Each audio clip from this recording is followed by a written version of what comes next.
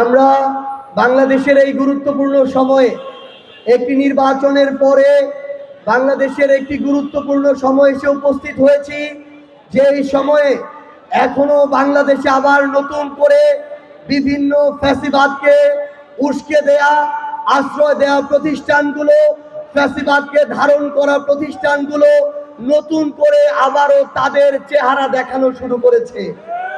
আমি অবৈধভাবে তখন আওয়ামী লীগের দালালি করেছিল, তখন তারা তাদের জায়গা থেকে, যখন বিএনপি এই স্বৈরাচারের অত্যাচারে নিপীড়িত ছিল, তখন তারা তাদের জায়গা থেকে নায়াসিনামাইড ও স্যালিসাইলিক সমৃদ্ধ লিলি ফেস ওয়াশ যা ফেসের ডেড স্কিন সেল দূর করে দেয় দ্বিগুণ ফাস্টার ব্রাইটেনিং।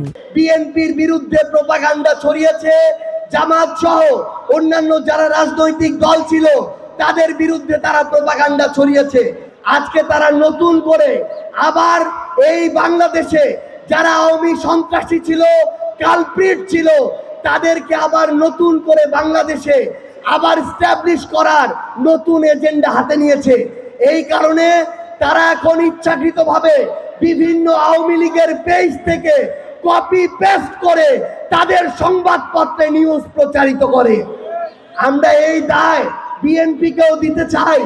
সেদিকে যদি আপনার নজর না থাকে, তাহলে আওয়ামী লীগের যারা দোষী ছিল, যারা অপরাধী ছিল, যারা জুলুম করেছে, তাদেরকে যদি আপনারা বাংলাদেশে পুনর্বাসনের এজেন্ডা নেন, যেই ফাঁদ আপনারা তৈরি করছেন, ওই ফাঁদে বিএনপির পতন হবে। এই সময়ের বেশি দিন বাকি নেই।